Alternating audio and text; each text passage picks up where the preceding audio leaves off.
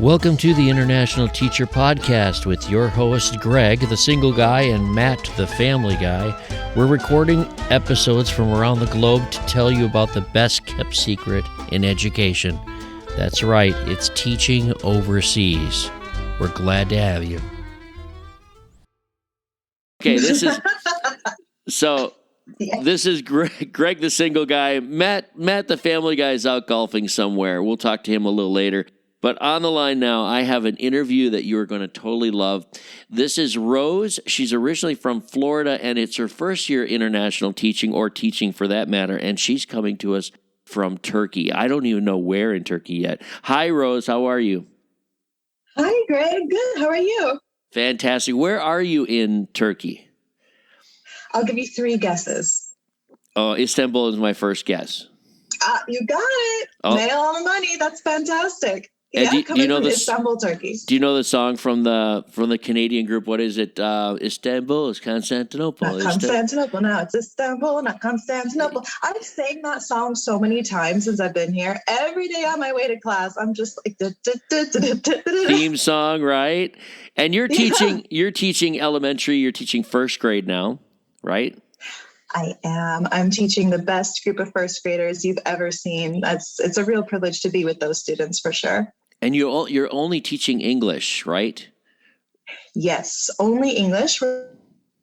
Any other subject. Like, I'm just the foreign English teacher at this school. Right. Okay. And all schools are different, but I know that Turkey has some really strange. I mean, like, I heard that in high school they can't teach social studies. They don't hire social studies teachers because they teach Turkish history. Is that true? Do you know? That's what I've heard, but I don't know personally. Yeah, we don't really care, do we? Because we're elementary.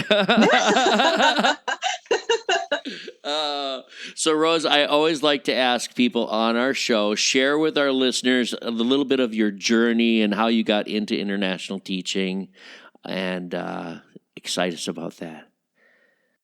Yeah. So, actually, I didn't know that I wanted to be an international teacher at all. Right. So when I even graduated, I did 2.5 years at Flagler College in St. Augustine. And then I left just for some personal family reasons. And I actually took a pretty extended gap period. Right. And then when it came time for me to go back to school, I was thinking and looking and researching, okay, what university do I want to go to? And actually, that was my first taste of international living, because that's when I was like, okay, why do I need to go to school in the States? I could finish my degree elsewhere. So I actually went abroad to the UK. I went to the University of Buckingham, where I completed my bachelor's degree just in time for COVID is when I went over there. So that was fantastic. Great timing. But yeah, that was my first taste abroad. But obviously we share a common language. So, I was like, okay, this is great. I got the travel bug. I really loved being abroad and away from Florida and the States. But I really wanted to dip my toes into something a little bit crazier. You know what I mean? Something a little bit maybe not as familiar. And so I was like, all right, well, if I can study abroad, surely I can work abroad, right? There's got to be a way for me to do this. And since my degree was in English literature, I was like, all right, yes, I love teaching. I love kids. Let me give it a go. Let me try. So I got my TEFL, and that's just for anyone who does, I'm sure everyone knows, but just in case we have any listeners who don't, it's a Teach English as a Foreign Language certificate. So really quick and easy. It was 3 months of study, and it was really cool. And I decided I was really, really into it. So when I saw there was a position open in Turkey, I was teaching online for a lot of students who were in Turkey. And they were so kind and so warm and so great. And I was like, all right, I have to go to Turkey. This is the place I have to go to. And I have to go to Istanbul. It looks so cool. So, I didn't go through any recruiters, right? I didn't know anybody who had been to Turkey. I didn't know anything about it other than the language sounded really cool. And I heard the food was really good. That was all I knew about Turkey when I went. And, so yeah, I just kind of got placed in this private school that I had been told through the powers of the internet that was a really fantastic school. And you know what happened? It wasn't maybe the best school or the best experience. And that kind of happens sometimes, right? I have 1,000 questions for you already. So, like Yes. I know this is, but it's also a lot of people think like I'm going to go to the internet and I'm going to do a little research and connect with a school and bam, I'm going to go there. Did they when you talked to them online? What was it like? Was it an online interview or was it face to face or a phone? What was it? Yeah, it was a Skype interview, actually. So I met with the head of the English department, and I met with HR, and I also met with another kind of bigwig who actually I haven't seen since the interview. So I'm not sure exactly her position, but I want to say maybe vice principal, but I haven't seen her since the interview. So there was 3 interviewers all on Skype. Wow. And you're still at that school? Like this is the school you're talking currently, about? Yeah. Currently, Okay. yeah. We're wrapping up the year, but Okay. yeah. And so what happened when you like did they send you a ticket? Did you go right from Britain to there on your own dime? What happened? Yeah, so actually like I graduated from England and I came back to the States to be with like my mom and my grandpa. And then like while I was kind of figuring out like, okay, where can I go? I was sending application after application. And because of the pandemic, actually there was a lot of red tape for me. Like I got a job in Japan, but that didn't work because they closed their borders. Oh yeah. Same thing with Korea. Yeah, same thing. Like it kind of kept happening. And then once I started teaching my students online, I was like, all right, let me look at Turkey. So surprisingly, or maybe not so surprisingly, like actually it was really easy to get into Turkey, even during COVID at that time. Like you needed your HES code and you needed proof of vaccination, but that was pretty much it. Like there was nothing really else that you needed. So getting in was easy and they did reimburse me for my ticket. But yeah, it was from interview, job offer, and then to actually start working, the whole process was 2 weeks. So in 2 weeks, I just picked up and moved. Yeah, it was pretty 2 quick. weeks and you're gone. Wow. 2 weeks and I'm gone. I started did the same thing when I got hired. No, not even close. I'm sorry. No, I got hired in February at a job fair and then worked in August. So that has nothing to do with it. No, take that back. I might even delete that off of this interview. Oh my God. Brain back in motion. Holy cow. 2 weeks. You had 2 weeks to get up everything and like throw everything in a suitcase and go to Turkey. And you landed in Turkey. Did they meet you there at the airport? Well, that's the question, isn't it? Oh no. So, yes, technically they did. Like let's start with the positives, right? Technically they did. However, this particular airport, I mean, you've never seen anything like this. It's a new construction, right? And it's have you ever seen like those images of people driving in Turkey in Istanbul? You know, like just the traffic is crazy and like how they just kind of jumble all in. I haven't, but I can imagine it. Yeah. The airport is literally just a total reflection of that. Like the signs lie to you. Like they will say, okay, pickup is this way, the gate is this way. And it's not. Like it's actually the opposite way. And like you ask like the people working there and they just shrug, like, what can we do? I'm like, well, okay. That's like New York airport, but it's also internet. Welcome to international. Hello. Right, exactly, right? Whoa. It's so true. So did you connect with them? They did actually. Did you connect with them then? Yeah, eventually, yeah. So the guy was like, he was about 3 hours late, but he did come. So okay, like it's okay. Like, you know, it's like he did show up. So it's like let's start with the positives. There, he did come. So that was nice. But you didn't have a phone. You didn't have like you landed. You didn't have a SIM card. You didn't have any way to communicate. Nothing. You sat there for 3 hours. What, did you have a Turkish coffee or something and just wait around with a big sign? I mean, oh my God. So, you know, that would have been so much smarter in hindsight. Honestly, I was completely reliant, and I'm still to this day grateful for the grace of strangers because there was a guy there. I think his name was Kevin. He had a working phone. And so I was like, can I log into my email to email HR to like tell them like, hey, I'm here. Like, what's going on? And he let me. And he even helped me find, like, when they were like, okay, like he's in this parking lot, like parking lot B or whatever it was. And so it was like, he would help me find where the parking lot was. And he helps me connect with the driver. So thank you, Kevin. Stranger from Kevin, New York. you're awesome. Thank you, Kevin. Yes, we're all about Kevin. He literally saved my life that day. Yes, literally saved my life that day. A total stranger. And it made me believe in the goodness of people. Oh, keep believing, because that's exactly what happens. You meet people around the world, and just when you need it, somebody, for some reason, somebody reaches out and helps you, and you'll get a chance to turn that back on somebody else, right? That makes you want to help Yes, other people once you're in their country or something like that, or you're in a situation to help. Oh my God. Okay, so you found the absolutely. guy. Yeah, you found the guy. Yeah. Or he We found found the you. guy. And, it seemed like such a great deal, right? Like, okay, they provide accommodation, they pay for the utilities, they bought like the food for the first like week, where it's like, okay, like you're not going to get your paycheck until next month. Like, we're going to buy you all the food you want right now. It's on the school. Like, this is a great deal. Flight reimbursement, it just seemed like such a great deal. And in many ways, it was for a first time job, right?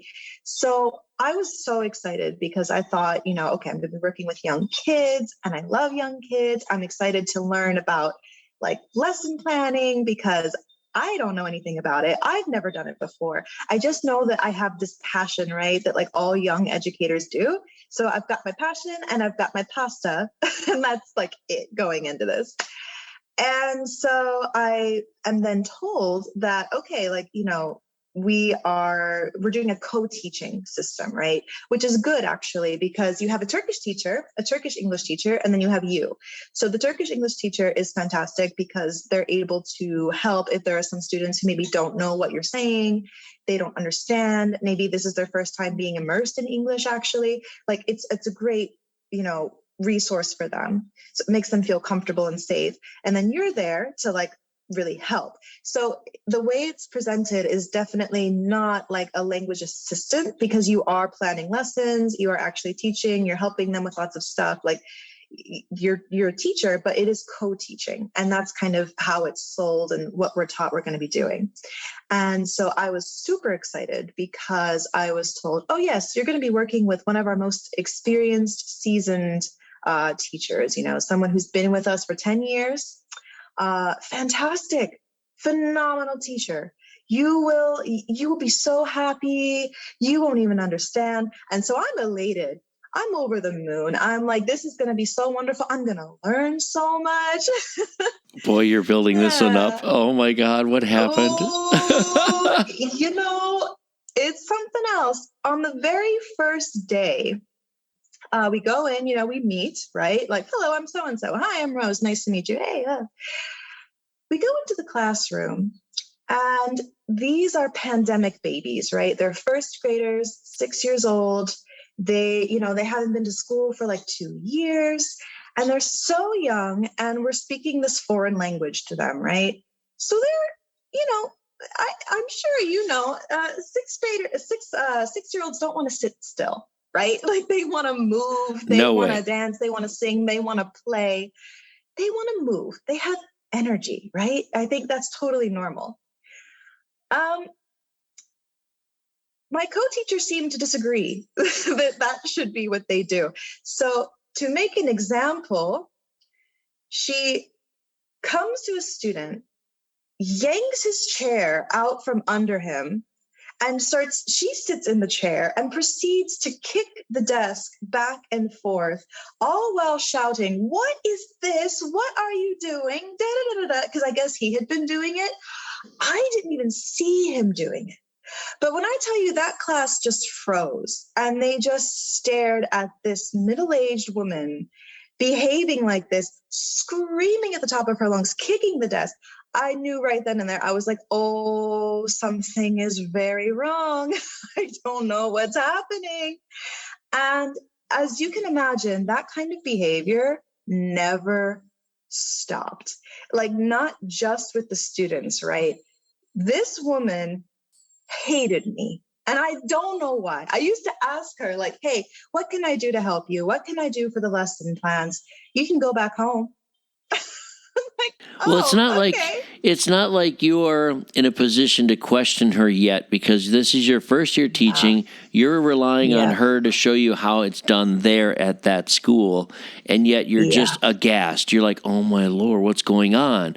So, and I would imagine coming from a teacher, being a teacher from the States, you're probably going to want to put the kids in a circle, remove the desks, do some dancing, show a video, sing a song, just get to know the kids.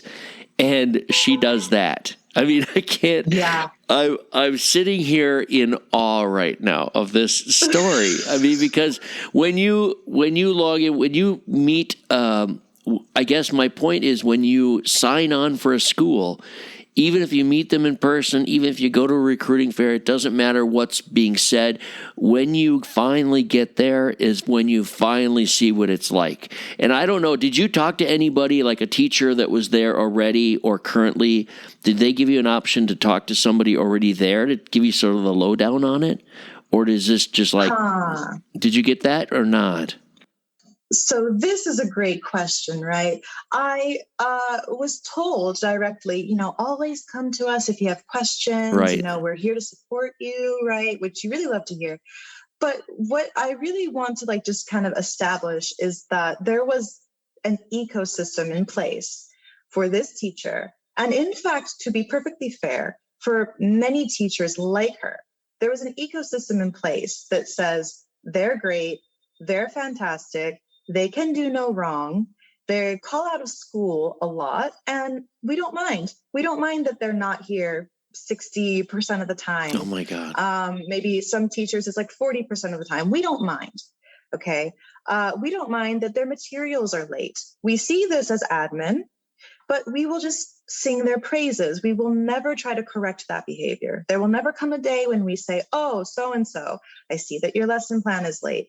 I have gotten this parent call that says, why is my child coming to school crying because of words you said? There will never come a day that we will get on to these teachers because they've been with us for so long and they're fantastic and there is no war in bossing say. I don't know if you know that reference from Avatar, but there's just everything is perfect, right? And so it's just like you said, right? When you're a new teacher coming in and you've been told this is a really great school, you think the contract is nice, you think, okay, everything looks pretty good on the surface, but not even 2 weeks in, you start to see some holes in that story where you're like, okay, and at first you're thinking there has to be something great about what she's doing, but I'm not seeing it, right? The problem is me. It's like an abusive relationship. You just start going, okay, I'm completely missing something here. And as time goes on, you just start to think, maybe this was a big mistake. Well, you're still there, so you must have changed a few things for the positive. And maybe since she's gone 60% of the time, it frees you up to do some things that you want to do with the kids. It's amazing to hear this story because I think people need to hear it. It's not always what you think it's going to be, and it's not always a position is not always what you want, right? Wow. Exactly. Where do I go from there? It's so true. Continue. Yeah, continue. Tell me more. Tell us more. Oh my gosh. Just the level of mobbing at this school. And I have to give it to her again. I can't say that it's purely personal, right? I have to say that she did, even though I was her co-teacher, there were teachers who were her senior, okay? People who had been there for 21 years, not just 10 years. But she wanted this position of authority, right? This was such an important thing to her. I'm the boss. I'm the head honcho. I'm the one that knows how everything goes. So she would just sort of come into the office and if a veteran teacher, air quotes, made a mistake, they printed the wrong paper or something, that's a pretty easy fix, just something, okay, print it again, no problem. There she was on her soapbox, sort of yelling, not even discussing, but really yelling about the waste of the environment. Don't you care about the environment? How could you make such a mistake? And I'm thinking, no, just hold the phone for just a moment.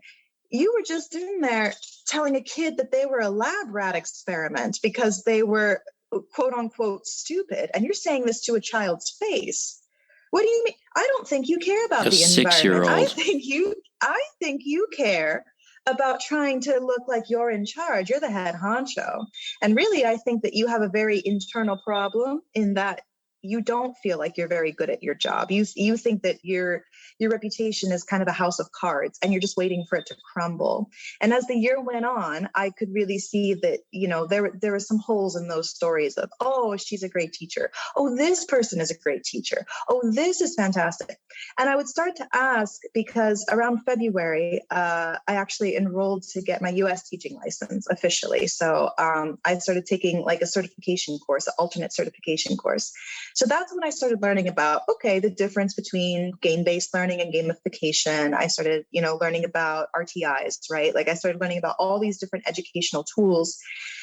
And when I would talk about assistive technologies or anything like that, she just looked at me and you could see at first the bewilderment, and then quickly it would turn to rage, because quickly she was like, I don't like the fact that you're using terms that I don't know, and I'm not going to ask you to explain them to me. I'm mad that you're learning and that you're growing and that you're getting better. And she really hated it when I would try to build relationships with the students. So if I knew their favorite color, she would tell me, don't ask them that. If I wanted to send an email to the parents about a good, kind thing that a student did, maybe they did something, just say a student fell. And like one student was like, I'll take you to the nurse. Like he was just really kind. I wanted to send that to the parent because I'm like, hey, that's fantastic. Don't send it to them. It's too early for this nonsense. Can you wake up, please? That's what she would say to me. How and I'm are like, you? what do you mean, can I wake up? How are you? Your glass has to be so half full. I mean, you're such a positive person. I'm surprised. I mean, have you thought about leaving? Have you thought like, I need to get out of this situation? Because that's natural, right? More times than I can count. Oh man, I lost so much sleep. I can't even tell you. Like in the beginning, I was really like, okay, I've got to get out of here. Because on top of all of this, I'll just go ahead and say that it's not just the teacher and not just admin. They were not paying us our full salary, right? That's a big thing. Gets so it deeper. was supposed to be half Turkish lira and half dollars is what we're supposed to get. Did we receive the amount that's stated in our contract? No, because the exchange rate would fluctuate so much that they were like, oh, well, there's a cap involved. And so like you'll get this much lira and this much dollar in relation to the cap. And so I have never once gotten my full stated salary in my contract this entire year. So there's that. And then there's also the fact that, I don't know, this is probably more normal, but we are working 12-hour days. Like we are out at 5:30 and home at 5:30. So I know teachers work really long hours, but holy guacamole, Batman. It's like all of that combined is like, whoa, Lord. I don't know where to start. I don't know what to say. I mean, I think a lot of people in your situation would have just got up and left. But I'm glad you haven't, because what happens is it puts a mark on your resume and people are going to ask you about it if you just get up and leave. The shortest period I've seen so far is 3 days.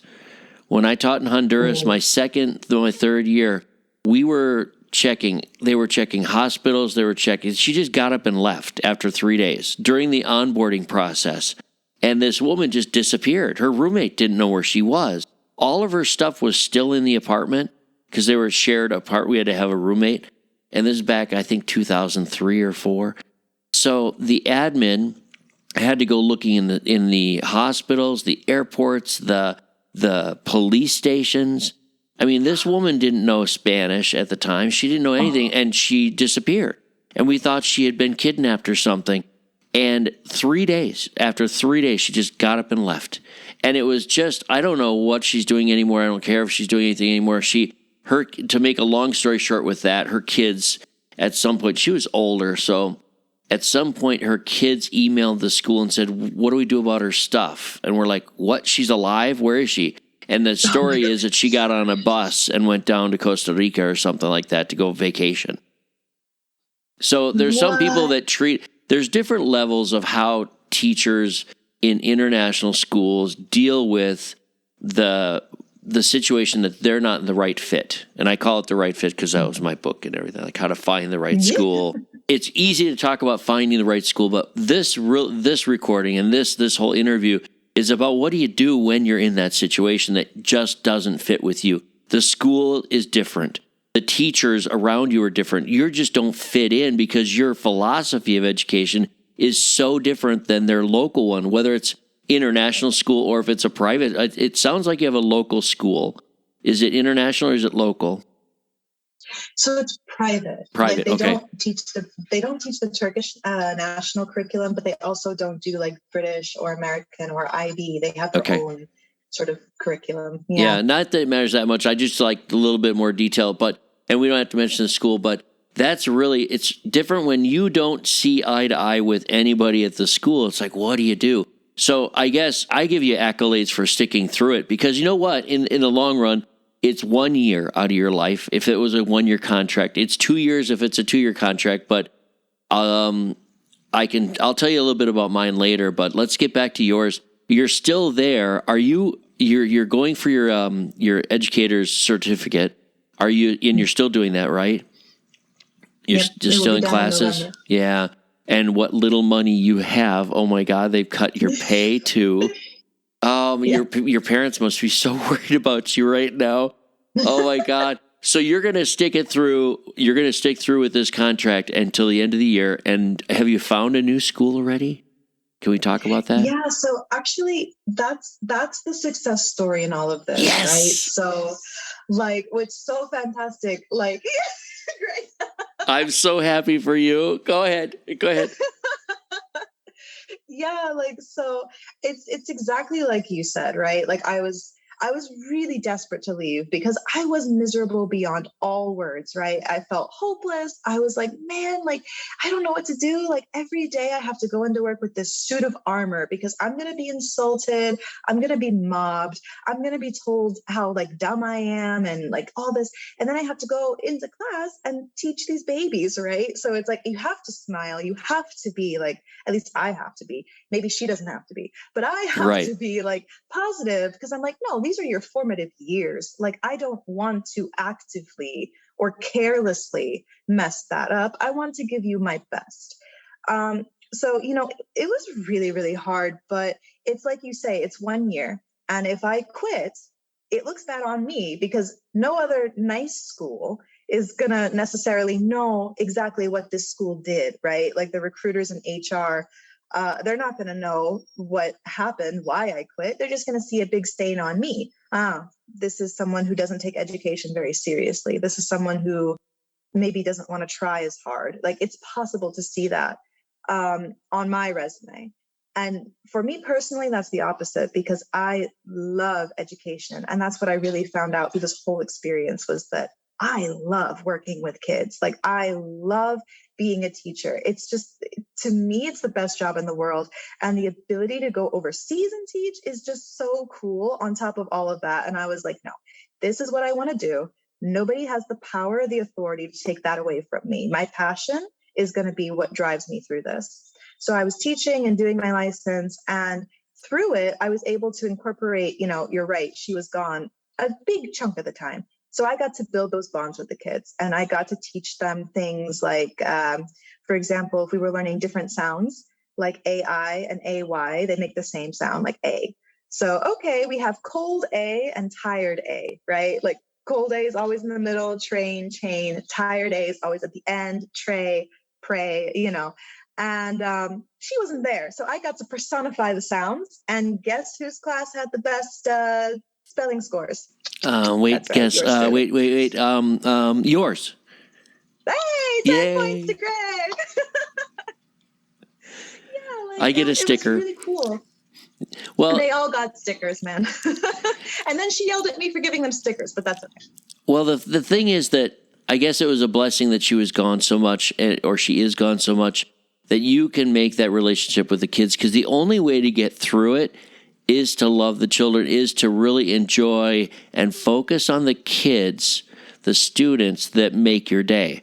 Even if you have the worst horrible day in your life at teaching, you might find one little smile that will warm you up, and you go home at the end of the day. If you think about that smile instead of all the other bad things that happened that day or that month or that week or whatever it is, and that's what teachers learn, and that's what intrinsically that's what we do because we love it. We love education, right?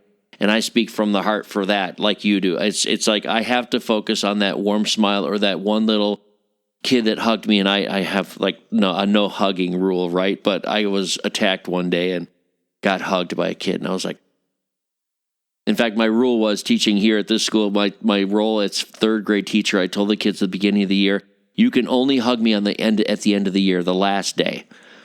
Right? I told the kids straight up, I'm like, there's a bubble around me. I can't do it. I'm just not a hugger. I'm not a hugger at all at the last day of school. And oh my God, that was the worst day of school too for me because they're all lining up waiting for a hug. Yeah, it was funny, but oh my gosh, what a trial you are in. So are you actively recruiting on the sly so the school doesn't know and the people don't find out that you're looking for a new position already? Luckily, I'm so blessed because I continued to kind of work hard and grow. I actually landed an interview at one of the top IB schools in the country. And actually, for next year, I will be going to this more international IB school. Oh my God, I'm so happy. I'll be teaching kindergarten. So I'm really excited. Rose, I want you to interview again next year. We're going to connect and we're going to talk to you again. This is not the end of the interview. I'm just excited. Like, I just had this huge thing of relief right now. All right. Let's take a moment break for a little contact information. We'll be back in 5 seconds. If you want to give us a little shout out and reach out, you can find us on Gmail at internationalteacherpodcast@gmail.com. Remember, complaints can be addressed to Greg, the single guy. And we are also on Instagram, ITP Expats. You can find us.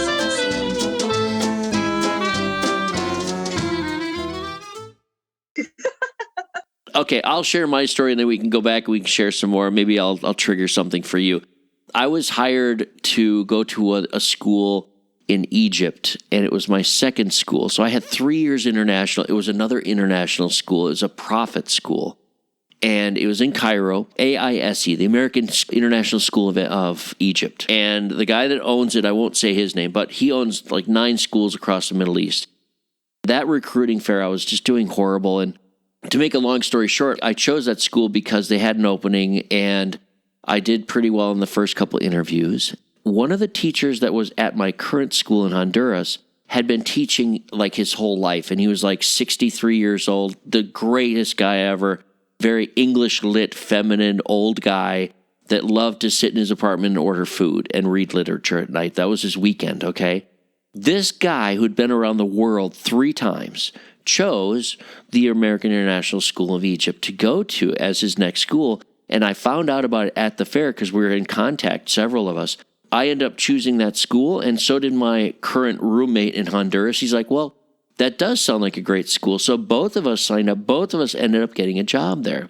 As the year progressed, it just got horrible for me. I had all of these boys from Egypt, and it was all Egyptian kids. It was not a truly international student body.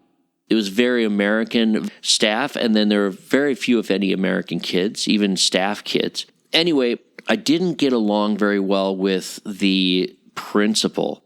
And I felt like she was a puppet.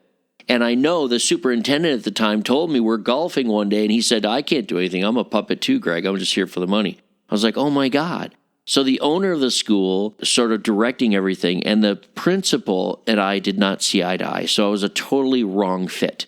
So I knew halfway through the school year I was having the worst year of my life. To defend a little bit from another person's point of view, when I took my 6th graders into library once a week, the boys, especially, and I only had like 4 girls, I had 19 boys.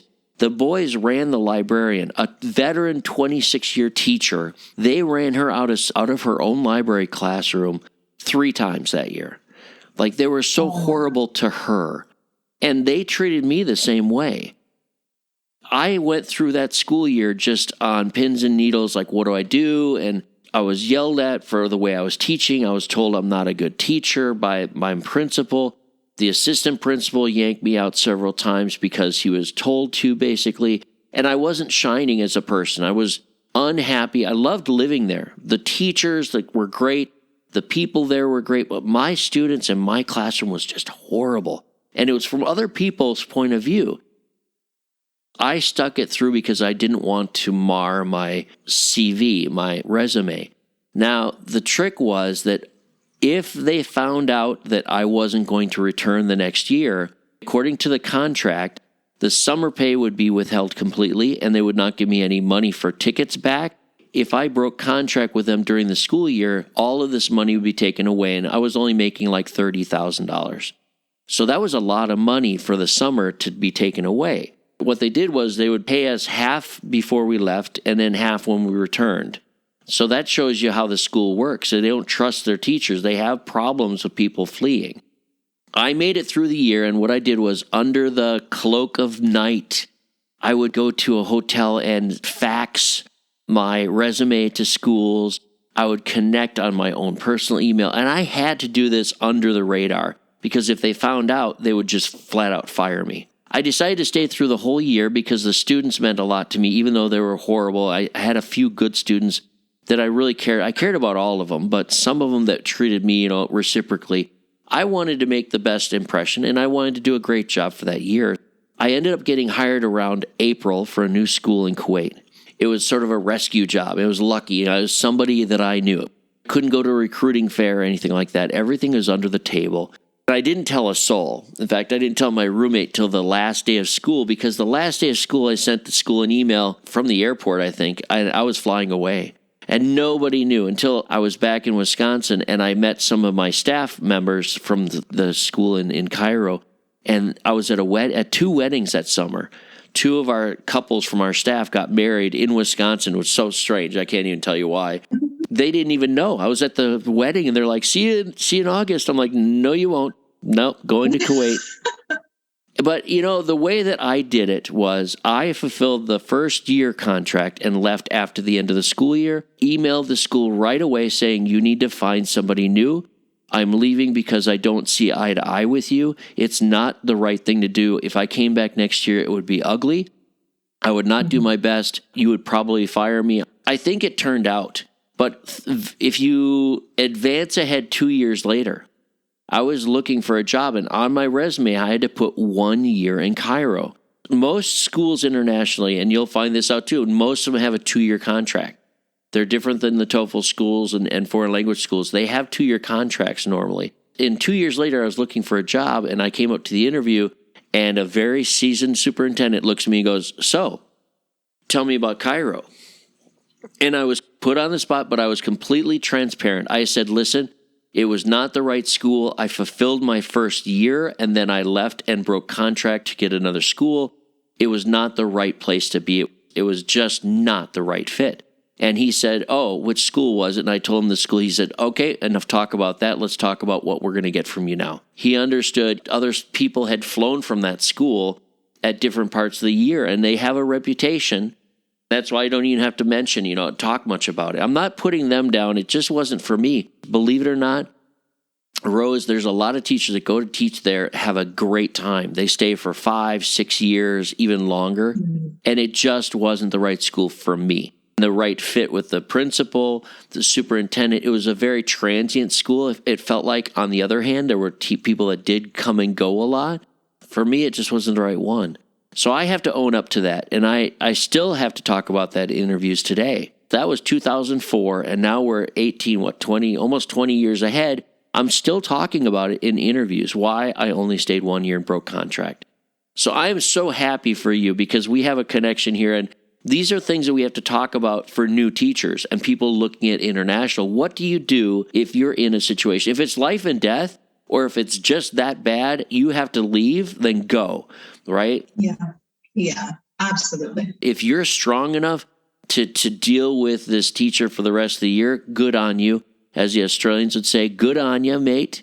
And continue, and then let them know at the end that you're not returning. Yeah. I did the same, and it's not for everybody. I have other stories. I have other friends that have flown in the middle of the year.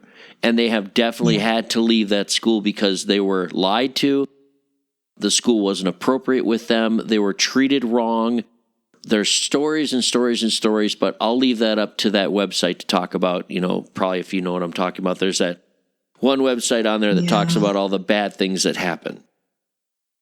This is a real conversation. I'm glad you're getting through it. I like the fact that you're already out of the situation in your mind.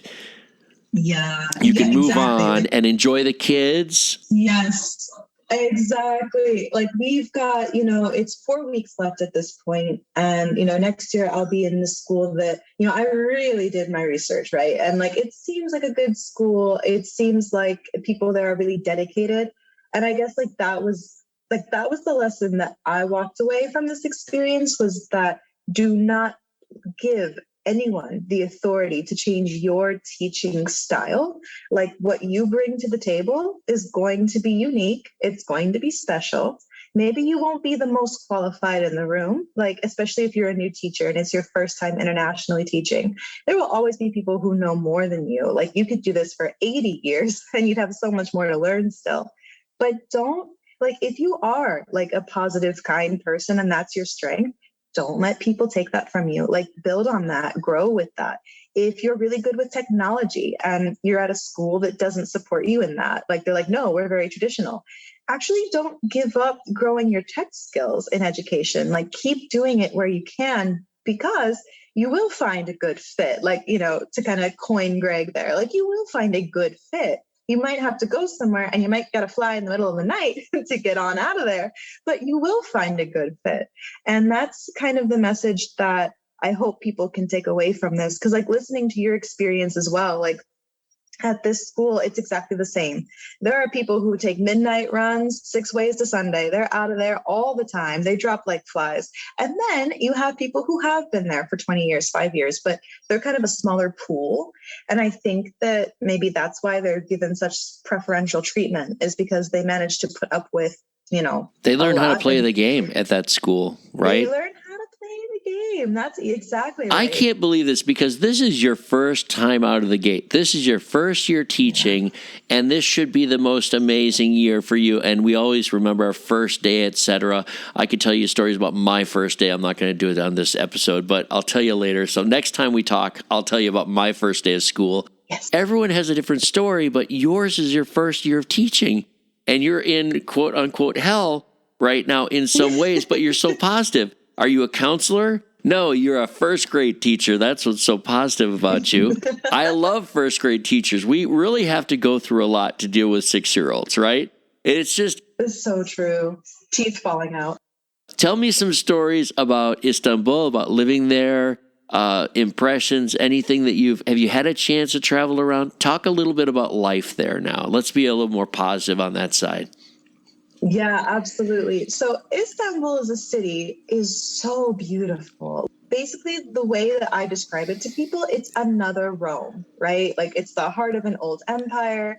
It's this huge, sprawling, cosmopolitan city. Like you've got an H&M, you've got all these malls, you've got skydiving. But you're between East and West. Exactly. It's the bridge between East and West. Because like if you just look to your right, oh, there's the Hagia Sophia. Oh, there's the Grand Bazaar. Oh, there's a fort that's older than Boston. Like it's just like the coolest thing ever.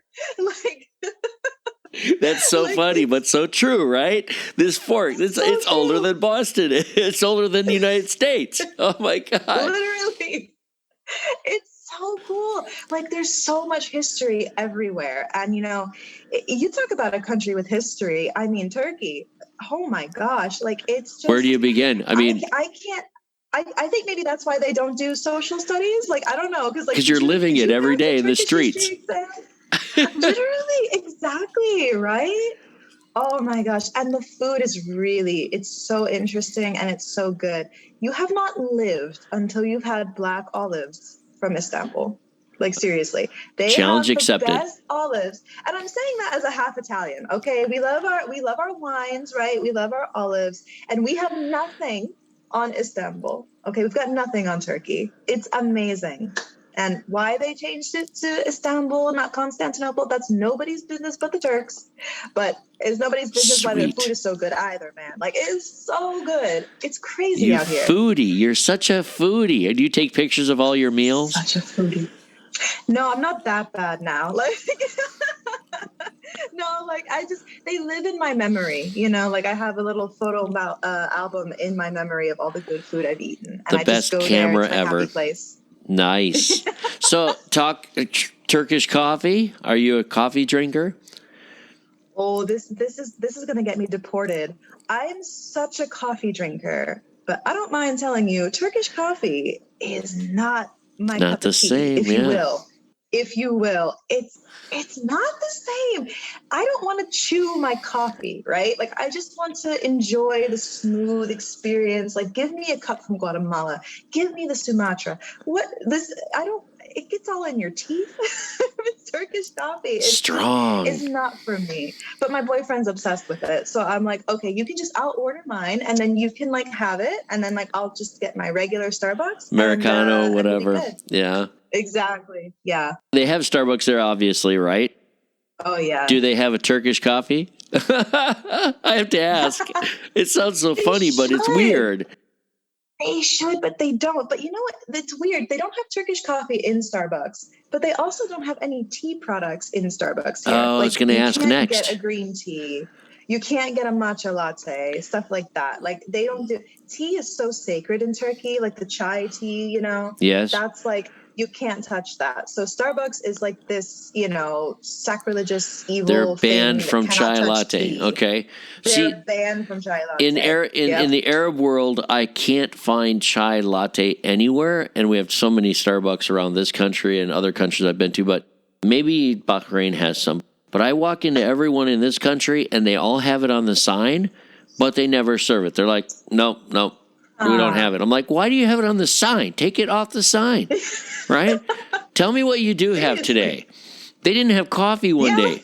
They didn't have coffee one day. They didn't even have tea one day. I'm like, what can I have? Yeah, I'm not joking. I walked in. I was dumbfounded. I walked right back out because I said, I'll have a tea. They said, we don't have any. I said, I'll have the whatever, Americano. And they're like, we don't have. I'm like, okay, bye. Mushkela, bye. I'm like, ma salama. I am out of here. Eat my dust. Turkey. So do you drive there? No, I'm not brave enough. Like, I don't know how it's done. Like, okay, for example, I don't know about in other places. I can tell you about driving in Florida. When there is a white line in the middle of the black road, you stay on one side of the white line, right? This is how it's done. If there's a red sign that says stop or there's a red light, it means stop. That's how I know how to drive. I thought that was normal. It's not universal. No. They're very much Welcome to International. I'm very proud of you. You've broken your cherry. You're in a place. It sounds like, and I've never been to Turkey. That's why I have to ask you. And for our listeners, it sounds a lot like other countries where it's more like a river. Traffic is like a river. Cambodia was very much like that. If you bought a car, you wouldn't even be able to drive very fast. A lot of the roads were dirt roads, but we were talking about a major city here, so there's a lot of traffic.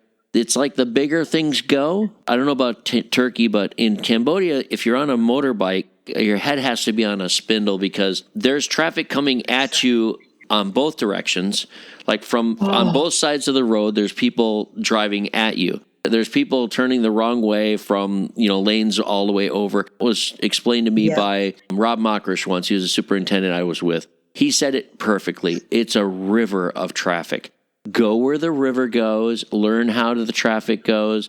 You may not drive there. I refuse to drive here, and I refuse to drive in Cairo. There's no way I would ever drive there. It sounds like Istanbul because there's mere suggestions, right? The light might be a suggestion. There's lines, whatever. There's an open space. Someone's going to move into it, right? Yep. That's exactly. I would imagine in Turkey there's every manner of driving too. There's probably a car, a truck that's spewing out something. There's probably a cart somewhere in there with a donkey or some other animal. Yes, lots of motorbikes. Yeah.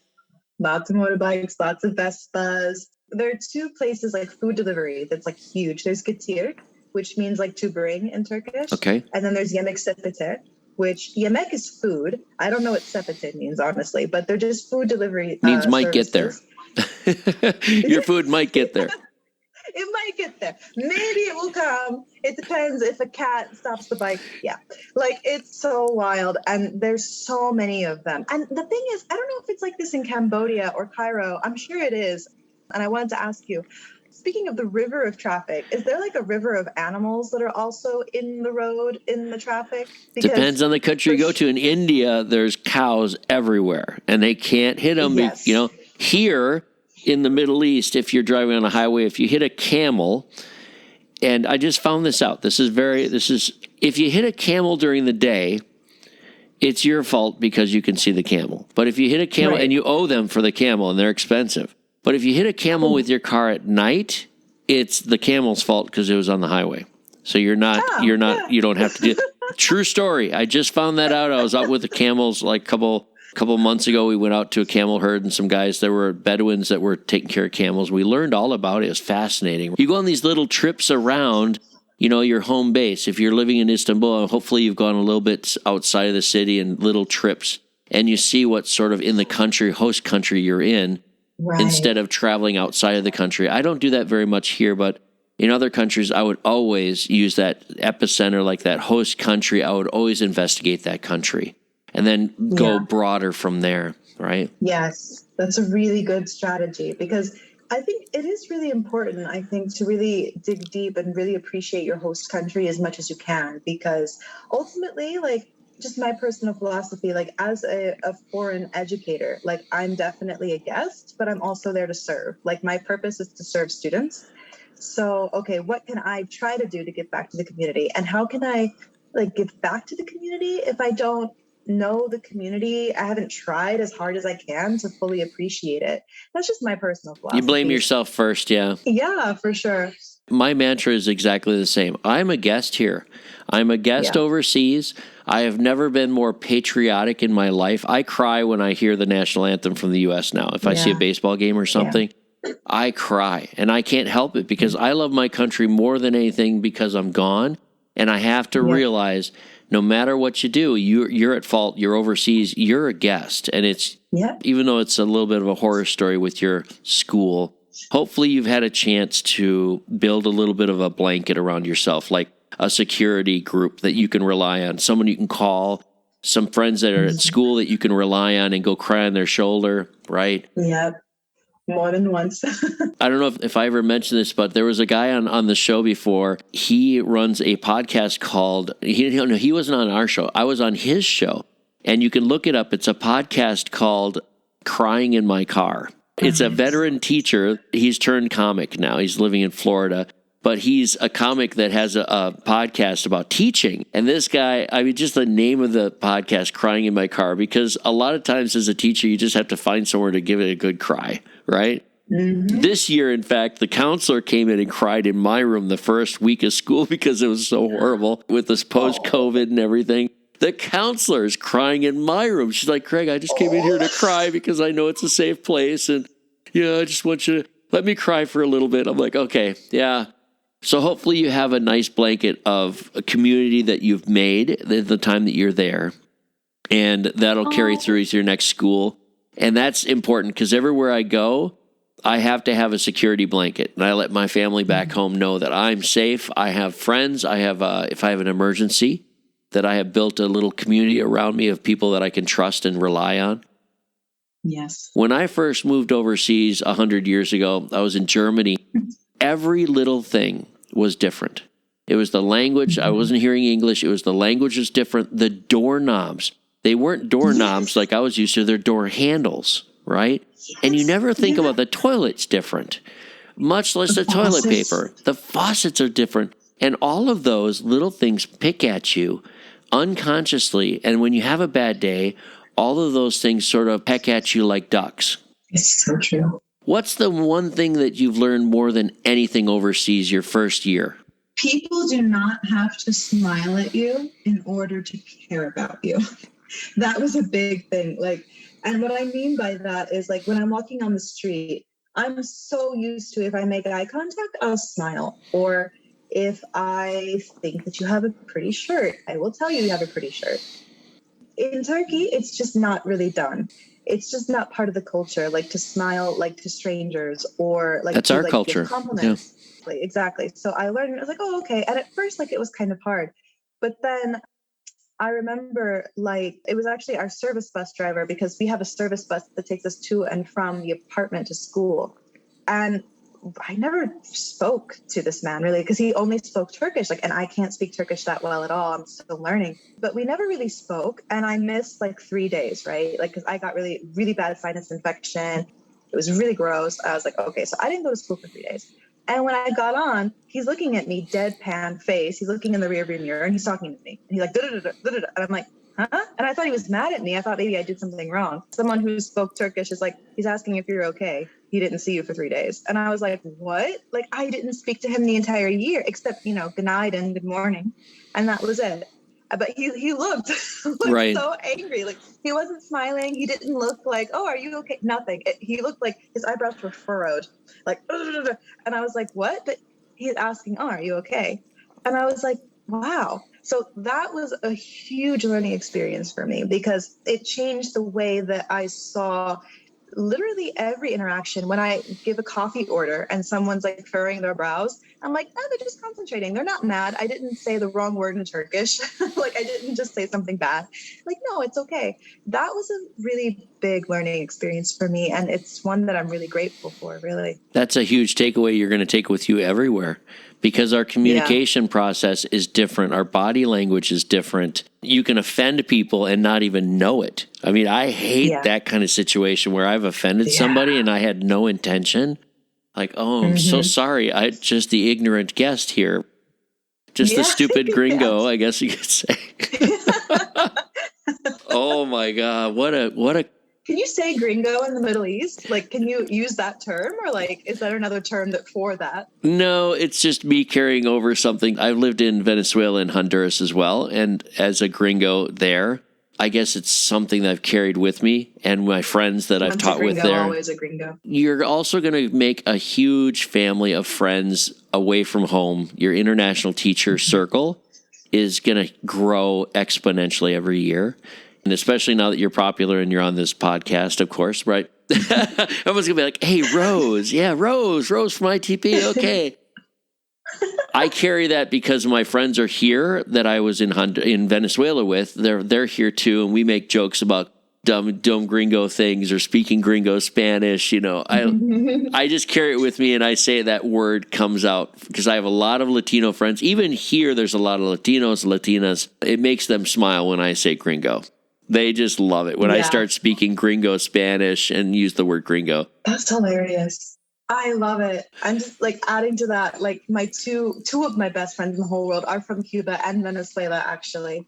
Nabi and Andrea, hey girls, love you. And so I always say to them, like, when I'm trying to speak Spanish and like, it's, I have a horrible accent, but I'm like, soy solo una gringa, tú sabes, like, I'm just a gringa. Okay. That's all I've got. Right. So I totally feel you on that. Well, listen, if you have a friend that's from Cuba, there's a group called Orishas. I don't know if you've ever heard of them before. You need to listen to the music and I'll show you. Oh, it's one of my favorite groups. There's about 3 different albums that they have out. I think they're from France, but there's a mixture of Cubanos in there. And they sing a very Cubano Latin flavor. It's a beautiful group. So start listening to Orishas, right? And of course, the reggaeton, which makes me think of Venezuela all the time. I'm totally into reggaeton. I just bought 10 albums on iTunes yesterday in this freak accent of being half asleep and wanting to. I heard a reggaeton song, and all of a sudden the reggaeton, I'm like, oh my God, I need to buy some more. I can't believe it. I went off on this stage. Listen, what else do you want to talk about? We've been talking for an hour now. I don't want to keep you, and I can go as long as you want to go. Some other things we want to talk about, it's up to you. Oh my God, I'm so happy to be here and talking to you about this because like it's so cathartic to hear your stories, honestly, because I mean, really, when you're a first-year teacher, right? And when you have a bad experience, right? For anyone who's listening, who's like, okay, I'm thinking about going overseas, but like, what if it's bad? What do I do?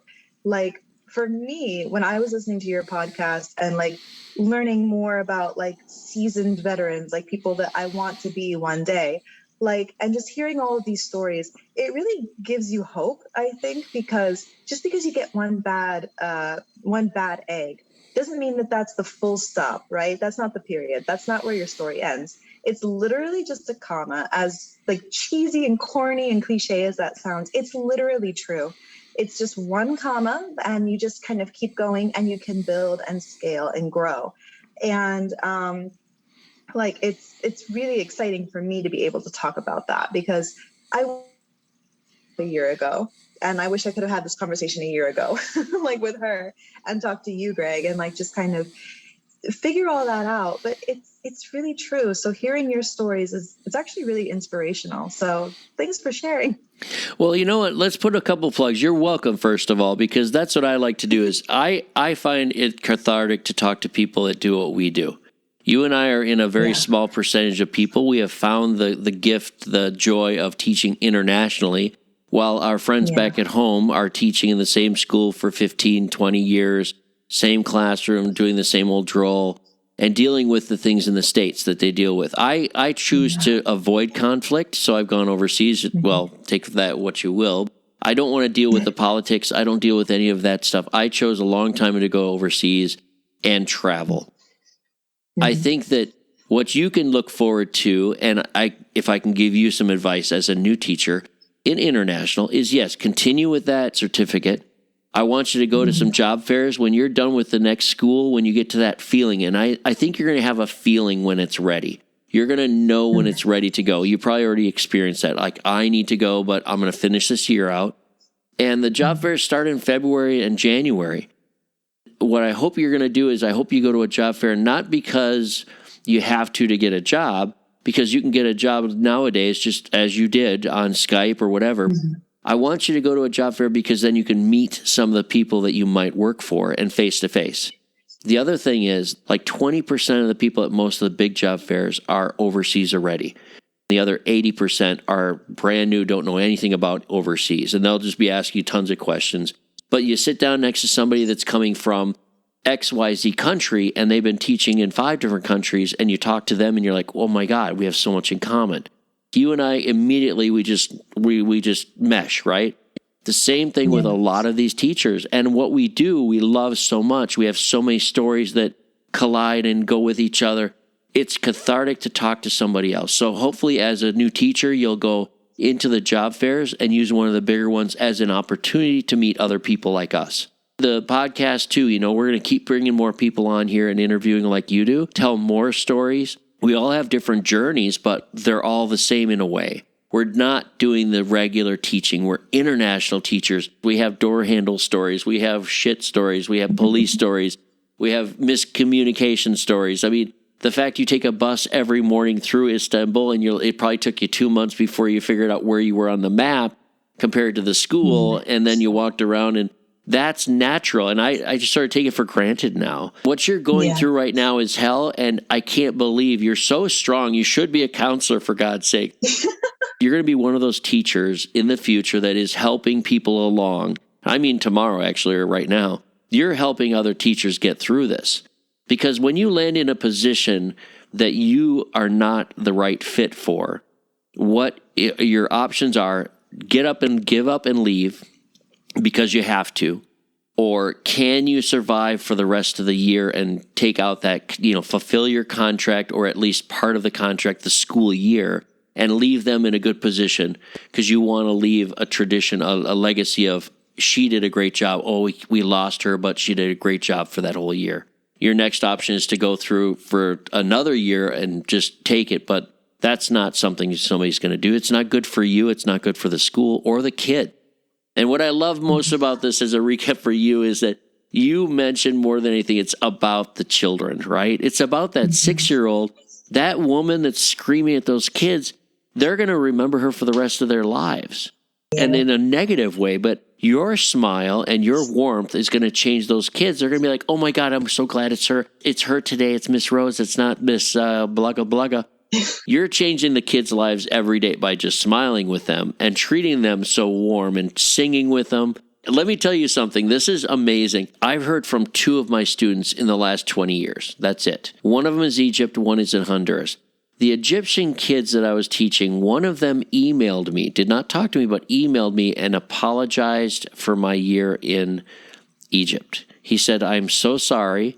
I could almost read it to you like word for word. He's like, I'm so sorry, mister, that we treated you so horribly. You didn't deserve it. So on behalf of our class, I wanted to apologize. That meant so much to me. Wow. It made everything better. Yeah. And then in 2004, when I was in Honduras, I just recently got a Facebook message from Alejandro.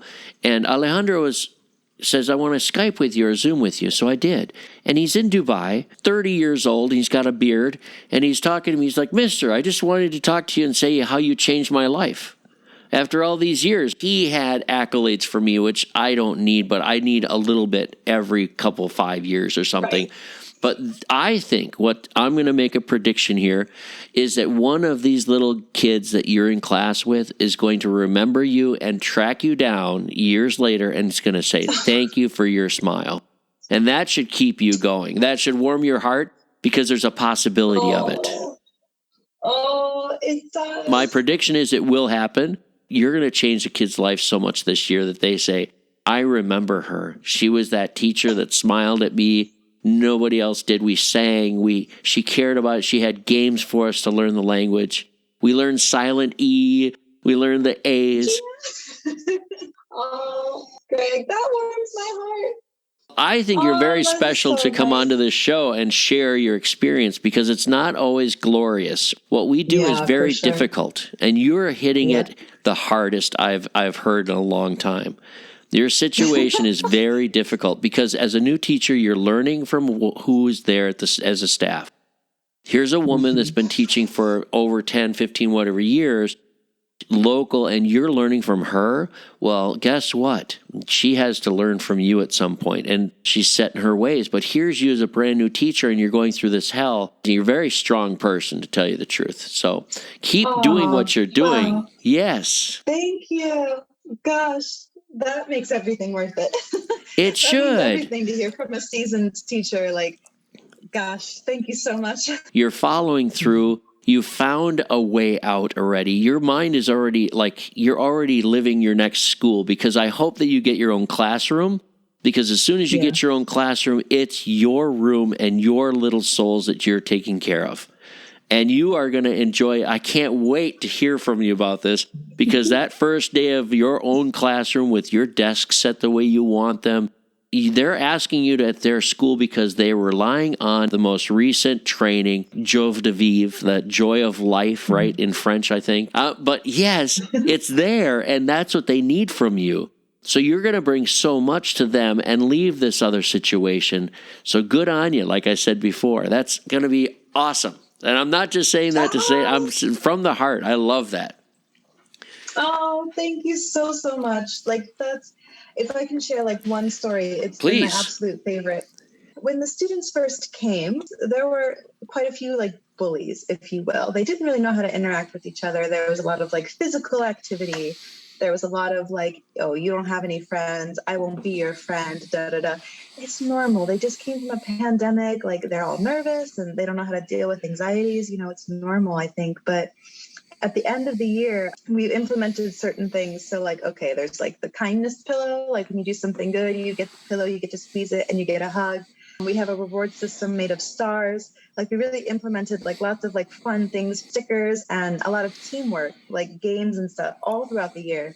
Recently, like the biggest thing that I think as long as I'm alive, I'll remember, a girl who used to be something of a bully, like telling girls she wouldn't be friends with them, making them feel small.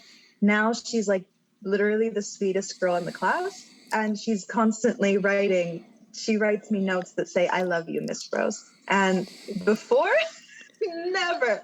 You wouldn't believe this girl. Like, there's no way. Working with her, like, one-on-one and trying to give one-on-one to all of the students, like, that's probably, like, more than spelling, more than anything. Like, I think that's been the biggest joy is seeing that. So your words make my heart really happy. So thank you, Greg. You're welcome. You know, you bring up bullying. I have to be the teacher. I love reading about education. I love sharing. I will send you an email with some books and some links and stuff. I'll include my book, of course, Finding the Right Fit, so you can get ready for a job fair. Yes. But here's a book title. It's called Little Girls Can Be Mean. It's written by Michelle Anthony and Raina Lindert. And that's for the littlest kids. I read that back when I was in Switzerland because I had some bully problems with my kids. Mm-hmm. It was a great book because little girls can be mean just standing in line, just not talking to the person, not including them. You know all those things, right? And it was a great book to read and to learn from the author about how to handle situations of bullying at the early years. And then there's one other author I was thinking of, Rosalind Wisekind. She wrote one called Masterminds and Wingmen. It's about boys, about middle school, high school boys that are bullying. And then she wrote one about the girls too. So Rosalind Wisekind is a great author, and I'll share those out with the audience. I'll share those with you in our email and put the links underneath the podcast. And did you read the book by, his last name is Wong, W-O-N-G, The First Days of School? No, I didn't read that one. A teacher gave it to me. It's called The First Days of School by Harry Wong, and it is perfect. So if you're going into a classroom situation, I want you to get that book, and I want you to treat yourself to the e-copy or whatever. Download it, read it. You'll be like, oh my God, this is the most amazing book ever. Thousands of teachers read that before their first days. It'll get you through your first year, and trust me, it was a lifesaver for me. I am so doing that. Yeah, you're teaching ESL, that's fine. Right now, you're teaching English in a different situation.